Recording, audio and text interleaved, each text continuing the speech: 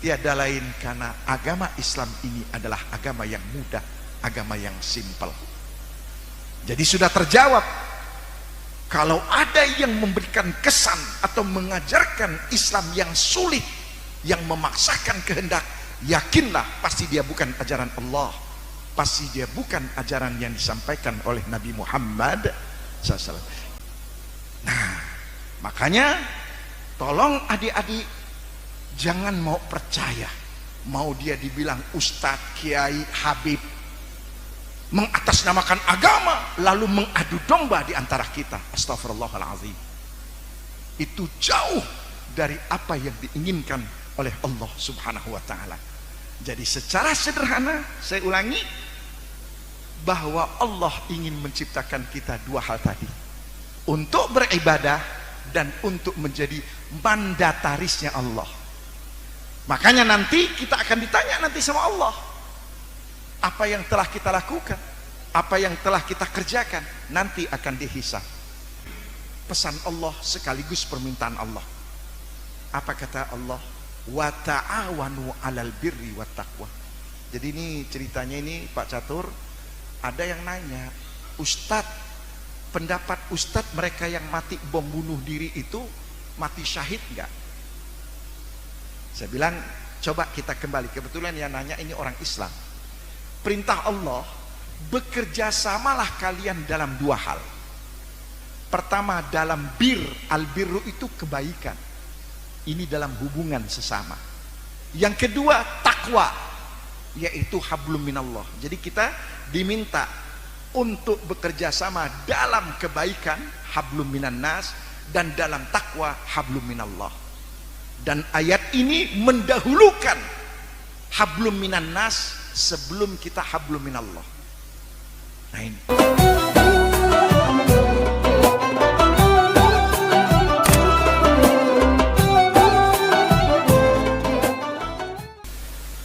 Pada hari ini jujur kita berbahagia.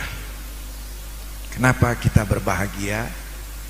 Karena tentunya atas izin Allah kita bisa meluangkan waktu untuk sedikit banyak memahami siapa diri kita. Karena ada dua hal sebetulnya sehingga manusia itu bisa terseret masuk menjadi teroris atau memiliki paham radikal ekstrim, yaitu pertama apabila kosong otaknya, dan yang kedua kalau kosong perutnya. Saya ingin coba menyampaikan materi dalam perspektif agama Islam. Nabi bersabda, kata Nabi, kadal faqru ayyakuna kufra. Hampir saja tidak bisa dibedakan antara kefakiran dengan kekufuran. Jadi orang kalau sudah perutnya kosong, dia sudah tidak lagi memahami mana yang halal, mana yang haram. Makanya akhir-akhir ini sering kadang-kadang kalau sudah ngobrol itu katakan, "Ai Ustadz, jangankan cari yang halal, yang haram aja sekarang susah." Sampai seperti itunya. Yang kedua, kosong. Makanya dalam Al-Quran dengan tegas Allah mengatakan, hal yastawil ladzina ya'lamuna wal ladzina la ya'lamun. Apa sama orang yang berilmu dengan yang tidak berilmu? Inilah dia kata kuncinya. Tadi Mas Catur sudah menyampaikan secara fakta yang terjadi, khususnya yang terjadi di tengah-tengah di negeri kita yang kita cintai ini. Itulah dia virus-virus yang bisa membahayakan kita. Dan contoh konkret di dunia ini sudah terjadi. Kalau kita lihat di negara-negara Timur Tengah, ini Pak Catur, kebetulan saya memang gak lama di Mesir, cuma 11 tahun saya di sana. Jadi sebelum kuliah di Al-Azhar, saya 4 tahun juga kuliah di India. Nah itu, jadi relatif saya sudah melihat. Kalau di India itu Pak Ardiansyah itu dikenal dengan negara dengan sejuta Tuhan. Itu India. Jadi banyak sekali di sana. Makanya saya terima kasih kepada Allah karena saya sudah pernah hidup di tengah-tengah masyarakat yang begitu majmuk sekali, beraneka ragam sekali. Dan saya bersyukur kepada Allah, saya lahir menjadi orang Indonesia. Karena di Indonesia ini betul-betul kita melihat keberagaman yang luar biasa. Jadi jujur, ini yang sebetulnya mendewasakan kita. Jadi dengan adanya keberagaman, kita ingatkan dalam surat Al-Hujurat, adik-adik yang sering kita baca, ya ayuhan nas, wahai manusia, inna khalaqnakum min dzakari wa unsa, sesungguhnya kami, kata Allah, menjadikan kalian ada laki ada perempuan, wa ja'alnakum syu'uban wa qabail, dan kami jadikan, kata Allah, kalian itu berbangsa-bangsa, bersuku-suku, dengan keberagaman adat istiadat, dengan keberagaman budaya dan sebagainya. Jadi jujur ini Mas Ken, kalau ada orang yang gak siap hidupnya untuk macam-macam, kita doain supaya cepat berangkat aja lah dia. Karena resiko untuk kita hidup di dunia ini untuk macam-macam. Ini sudah sunnatullah, ini sudah maunya Allah. Kalau di akhirat tadi itu nggak ada macam-macam, yang ada cuma satu macam, ada surga, ada neraka. Tapi kalau di dunia ini untuk kita macam-macam. Nah, baik, kita akan mengawali karena waktu terbatas. Bapak, ibu, saudara, adik-adik, apa tujuan Allah menciptakan kita? Nah, ini Allah menciptakan kita paling tidak ada dua tujuan. Tujuan yang pertama adalah untuk kita beribadah kepadanya. Ini kalau kita lihat di dalam Al-Quran sering kita baca, wa ma khalaqtul jinna wal insa illa liya'budu, dan tidaklah aku, kata Allah. Jadi tolong dipahami, kalau di dalam Al-Quran kadang-kadang Allah menggunakan kata aku, kadang-kadang Allah menggunakan kata kami. Di mana letak bedanya? Ketika itu Allah tidak melibatkan apapun dan siapapun, di situ Allah menggunakan aku. Tetapi sebagai penghargaan Allah kepada apapun siapapun yang terlibat, maka Allah menggunakan kami. Inna anzalnahu fi lailatul qadar, sesungguhnya kami menurunkan itu Al-Quran pada malam Lailatul Qadar. Kok pakai kami? Jawabannya itu tadi. Apa iya Quran ujuk-ujuk dari Allah langsung kepada Nabi kita? Tidak, ada yang dilibatkan di sana. Siapa? Yo, malaikat siapa? Subhanallah, lihat tuh. Padahal bisa saja Allah yang menciptakan Jibril. Tidak, inilah dia Allah ternyata sangat menghargai apapun siapapun yang terlibat dalam apa yang Allah inginkan. Apalagi kalau kita bicara lebih jauh lagi, inna nahnu nazzalna dzikra wa inna lahu lahafidzu, sesungguhnya kami yang menurunkan Quran tadi, dan sesungguhnya kami yang melindungi. Kenapa? Karena kita tahu yang melindungi Al-Quran Allah melibatkan banyak pihak. Jadi ketika adik-adik coba membaca Al-Quran dengan bacaan yang benar, berarti kita sudah termasuk yang terlibat dalam melindungi bacaan Al-Quran. Pernah dengar ada namanya musabaqah tilawatil Quran? Zaman Nabi ada nggak tuh musabaqah? Nggak ada. Tapi kenapa? Karena kita tahu dari musabaqah itulah bacaan Quran terjaga, tulisan Al-Quran terjaga, pemahaman Al-Quran juga terjaga. Maka Allah menggunakan kata-kata kami, penghargaan. Tapi ketika Allah tidak melibatkan apapun dan siapapun, di situ Allah menggunakan aku. Wa ma khalaqtul jinna wal insa illa liya'budun, dan tidaklah aku, kata Allah, menciptakan makhluk jin dan makhluk manusia kecuali untuk beribadah kepada aku. Apa sih ibadah itu? Ini sering, yuk kita ibadah. Ibadah itu adalah ismun syamil, adalah suatu istilah yang meliputi segala apapun yang Allah suka, yang Allah ridho. Itu namanya ibadah. Nah, makanya ulama-ulama memberikan penjelasan ibadah secara sederhana ada dua macam. Ada yang disebut, ini kajian fikih ini, ada yang disebut dengan ibadah mahdhah, artinya ibadah murni. Apa maksudnya ibadah murni? Aturan-aturan Allah yang Allah berlakukan kepada manusia yang beriman kepadanya. Manusia yang beriman kepadanya. Contoh, melakukan sholat 5 waktu.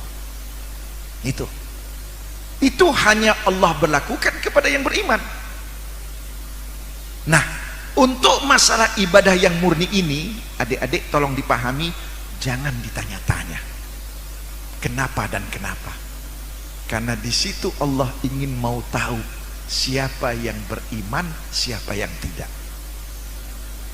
Makan minum, kalau sebagai seorang muslim dan muslimah, makan minum pakai tangan apa? Sekarang bapak mau tanya, emangnya kalau pakai tangan kiri ngaruh? Ngaruh nggak? Minum air putih, kalau pakai tangan kanan airnya berubah jadi manis? Kalau minum pakai tangan kiri berubah jadi pahit? Jadi alasannya apa? Jawabannya kita tidak mengerti. Dan banyak lagi ibadah-ibadah yang murni tadi, yang hanya diperuntukkan bagi manusia yang beriman, yang memang kita tidak paham. Tembakan Allah cuma satu, apakah anda beriman ataukah tidak? Titik. Nah itu. Jadi kalau penasaran kenapa Ustadz, nanti kalau udah masuk surga di akhirat tanyain langsung sama Allah. Sekarang tidak. Dan kalau kita bicara apa adanya, terima kasih ya Allah, ternyata aturan-aturan yang Allah berlakukan kepada manusia yang beriman tadi itu sangat amat simple dan sangat amat mudah. Bahkan sering saya bilang sama kawan-kawan kita, sangat amat mudah. Tidak ada satupun kesulitan yang Allah berlakukan kepada manusia-manusia yang beriman itu. Satu saja ada kesulitan, sudah lama Islam ini kadaluarsanya. Satu saja ada kesulitan, Allah itu zalim. Apa tidak cukup kita diberikan ujian dengan gempa yang kemarin terjadi? Apa enggak cukup Allah berikan musibah, banjir, ekonomi, mencari ingin makan, mensejahtera saja sudah capek, lalu Allah ujuk-ujuk berikan ajaran agama kepada manusia yang beriman, lebih mempersulit. Zalimlah Allah di sana. Makanya coba, begitu simpel dan sederhananya ini ajaran agama Islam. Nabi tadi dikatakan sama Mas Ken, itu tadi Nabi kita itu lahir di mana tadi?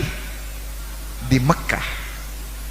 Komunitas di Mekah saat Nabi kita itu dilahirkan, itu disebut langsung di dalam Al-Quran Al-Ummiyin, masyarakat yang buta huruf, masyarakat yang tidak bisa baca apalagi menulis. Ada seorang ulama Azhar besar, beliau Dr. Ahmad Amin, dalam kitab beliau namanya Fajrul Islam, beliau lakukan kajian dan penelitian dari seluruh penduduk kota Mekah. Hanya ada 18 orang saja yang bisa membaca dan bisa menulis. Sisanya tidak bisa membaca dan tidak bisa menulis.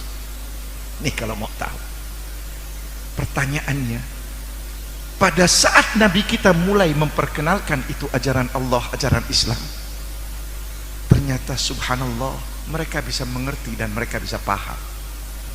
Bahkan mereka bisa juga untuk mengamalkan dalam kehidupan mereka sehari-hari. Artinya untuk memahami Islam ini ternyata terima kasih ya Allah, alangkah mudahnya, alangkah simpelnya. Tidak menuntut pendidikan yang dalam, tidak menuntut pendidikan yang tinggi, bahkan tidak berpendidikan pun ternyata bisa memahami Islam. Kembali lagi ke latar belakang negara kita. Negara kita ini kan dulu itu dikenal sebagai masyarakat animisme. Nah itu, datang itu Islam. Coba, nelayan-nelayan yang hidupnya sederhana, petani-petani yang sederhana, mayoritas mereka tidak mengenal pendidikan. Saudagar-saudagar datang memperkenalkan itu Islam. Ternyata mereka bisa mengerti, bahkan bisa menganut, bisa paham, bisa mengimani. Apa rahasia di balik itu? Tiada lain karena agama Islam ini adalah agama yang mudah, agama yang simpel. Jadi sudah terjawab. Kalau ada yang memberikan kesan atau mengajarkan Islam yang sulit, yang memaksakan kehendak, yakinlah pasti dia bukan ajaran Allah, pasti dia bukan ajaran yang disampaikan oleh Nabi Muhammad SAW. Itu namanya ibadah mahdhah, murni. Tapi ada juga ibadah yang ghair mahdhah. Apa dia? Yaitu sesuatu yang dinilai baik, positif, bagus oleh akal manusia yang sehat, siapapun dia, agama apapun dia. Ini kalau mau tahu nih. Makanya dalam Islam itu kita mengenal anasir diniyah, unsur-unsur agama. Ada juga namanya anasir insaniyah, unsur-unsur kemanusiaan. Jadi apapun tanpa melihat agamanya. Sekarang Bapak mau nanya, rajin sama malas yang dinilai baik positif oleh akal sehat manusia mana? Rajin apa malas? Berarti kalau seandainya kita menjadi manusia yang rajin, beribadahlah kita di situ. Apalagi coba, ada berpenampilan rapi, matching, enak dipandang, dengan lecek, udah gitu nggak matching. Jujur, manusia yang sehat, siapapun dia, agama apapun dia, ketika melihat mana yang dia suka, yang rapi, bersih, matching, atau yang asal-asalan. Rapi, ternyata subhanallah, itulah dia. Makanya kadang-kadang saya ketawa Pak Catur, udah celananya dicingkrangin, bajunya nggak matching, dibilang ngikut Nabi. Astagfirullahaladzim. Ini yang kadang-kadang kita sedih. Ini kejadian betul ya. Jadi ceritanya nih, ini kalau mau tahu, dari kalau kita mau tahu, makanya jangan ikut-ikutan. Jadi waktu Nabi sedang duduk dengan sahabat, datang seorang pria, wa alaihi thawbudun. Dia pakai baju thawb, itu bahasa Arabnya itu gamis. Kalau pasarannya tub itu gamis. Dun cingkrang. Jadi Nabi bertanya sama dia nih, ala kamal, apakah anda punya harta? Naam ya Rasulullah, saya punya harta. Kembali lagi Rasulullah meneliti, min ayyil mal, harta apa yang kamu punya? Min ayyil mal, saya punya macam-macam harta. Sugih nih orang. Lalu apa kata Nabi? Innallaha yuhibbu ayyara athara ni'matihi ala abdi. Allah itu senang ketika Allah mensejahterakan rizki kepada seorang hamba, ya embok diperlihatkan itu, jangan jadi sok miskin. Singkat ceritanya apa? Baju kamu ini udah nggak pantas. Masa iya baju waktu masih SD dipakai udah sampai SMA, ya pasti naik dia. Udah jangan pakai lagi di baju. Nah ini sebetulnya kalau kita memahami agama. Jadi kalau baju udah cingkrang, malah sama Nabi disuruh ganti. Tapi ini kan nggak diajarin sama mereka. Nah ini, justru kalau mau tahu yang cingkrang itu, maaf, beribu maaf, itu adalah pakaiannya budak hamba sahaya. Hamba sahaya yang memang nggak punya ke duit, maka dia dipakailah, dia pakaiannya itu cingkrang. Ini kalau mau tahu. Dan kenapa? Sekali lagi, secara manusiawi yang sehat, ternyata penampilan yang rapi. Kenapa kita diminta untuk bercermin sama Nabi? Dan pada saat kita bercermin, kita disuruh doa sama Nabi, Allahumma hassin khuluqi kama ahsanta khulqi. Ya Allah, perindahlah akhlakku sebagaimana engkau telah memperindah penampilanku. Doa itu. Jadi jangan kita mau ikut-ikutan. Nah jadi kembali, itulah yang namanya ibadah. Belajar, mencari nafkah, menjadi orang yang jujur, secara kemanusiaan itu baik dan positif, itu namanya ibadah. Nah, sehingga total kita 24 jam kita akan bisa mengisi hidup kita dengan beribadah. Ada ibadah murni yang Bapak katakan tadi khusus untuk orang-orang Islam, tapi ada ibadah yang tidak bermurni, yaitu mengucapkan hal-hal yang baik positif menurut akal sehat kita manusia. Tujuan pertama. Nah, tujuan yang kedua, Allah menciptakan kita untuk apa? Untuk menjadi khalifatullah. Nah, ini apa sih arti khalifah? Khalifah itu dari segi bahasa artinya pengganti. Rasulullah meninggal dunia, maka digantikan oleh maka Abu Bakar disebut al-khalifatul awal, pengganti Nabi yang pertama. Abu Bakar meninggal diganti Umar, al-khalifatus tsani, khalifah pengganti Nabi yang kedua. Umar meninggal diganti Utsman, al-khalifatus tsalits, pengganti Nabi yang ketiga. Utsman meninggal diganti sama Ali, maka Ali disebut al-khalifatur rabi', pengganti Nabi yang keempat. Keempat ini Abu Bakar, Umar, Utsman, Ali, kita sebut khulafa rasyidin. Apa sih arti khulafa rasyidin? Khulafa tadi menggantikan Rasulullah, rasyidin yang pinter, yang cerdas, yang berakhlak mulia. Itu kalau mau tahu. Nah, kita ini dalam surat Al-Baqarah ayat 30. Ya, coba lihat nih. Wa idz qala rabbuka lil malaikah, ingat ketika Tuhanmu berkata kepada malaikat-malaikat, inni ja'ilun fil ardi khalifah, sesungguhnya aku akan menciptakan di muka bumi ini makhluk baru yang akan kujadikan dia sebagai khalifah aku, pengganti aku, tanda petik. Apa maksudnya pengganti aku?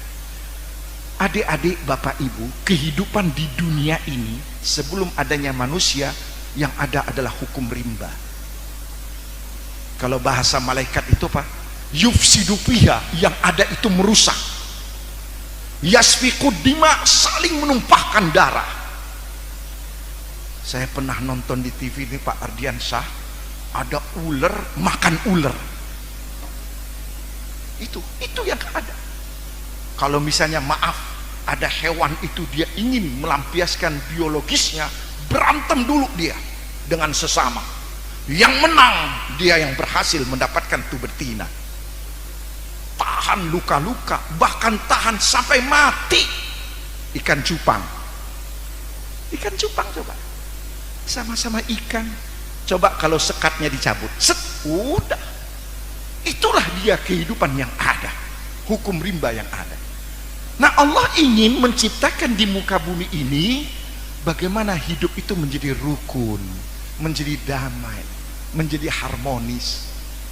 Ingat, coba kalau kita sebagai seorang muslim dan muslimah, kalau kita ketemu dengan sesama, apa kita bilang?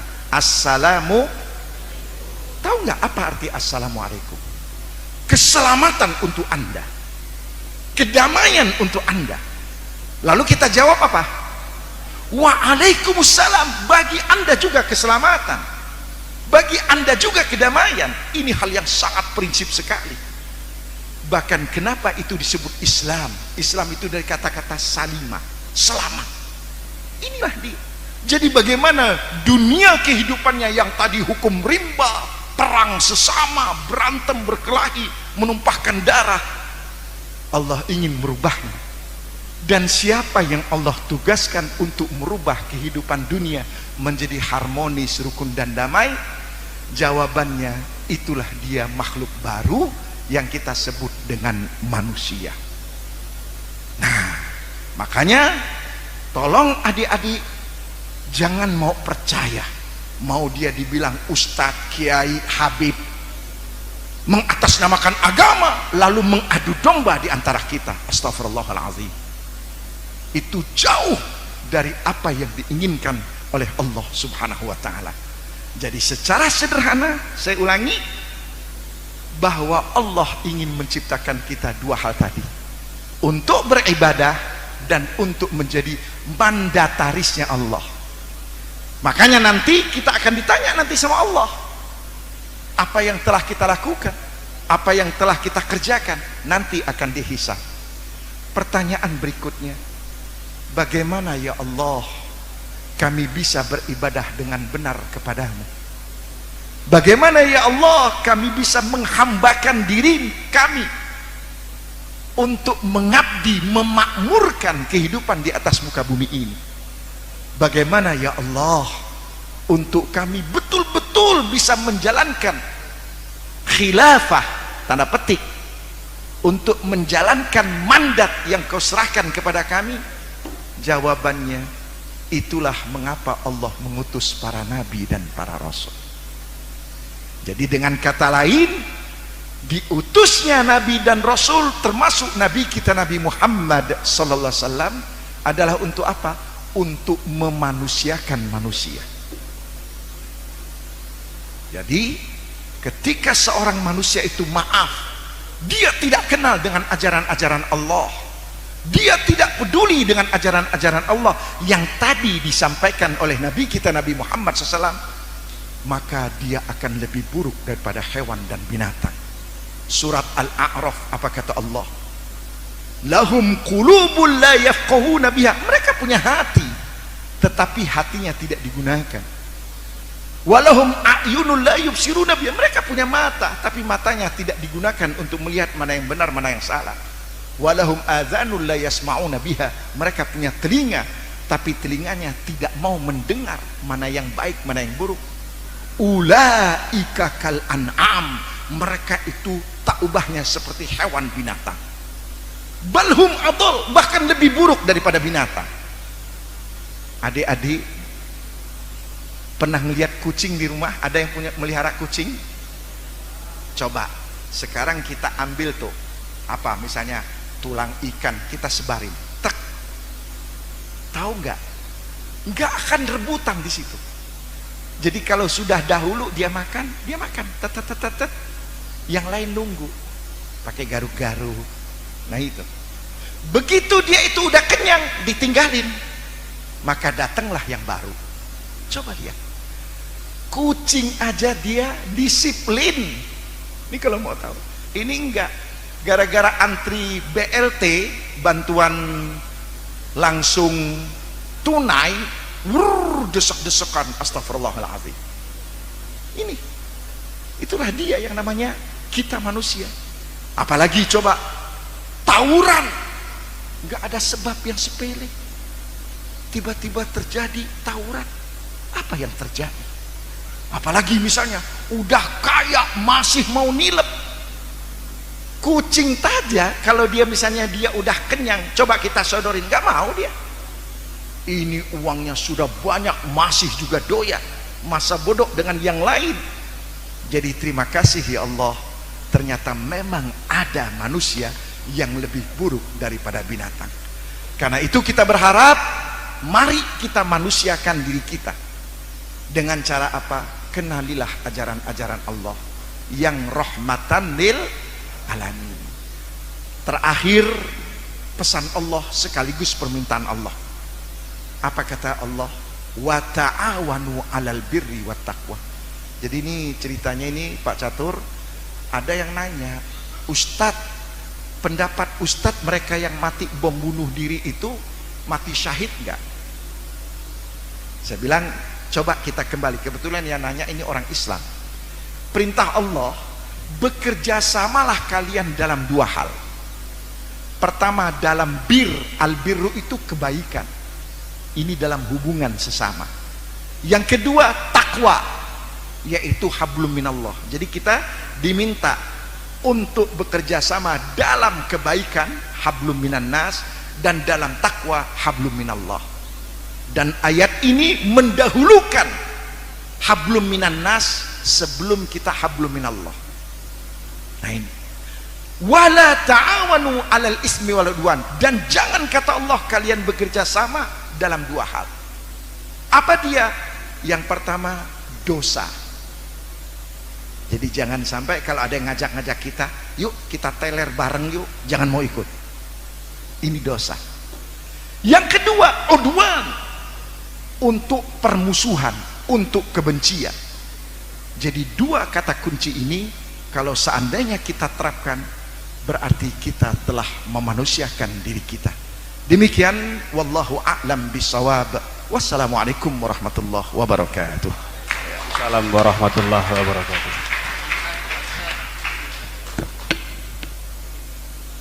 Terima kasih Pak Dokter atas pemaparan yang luar biasa.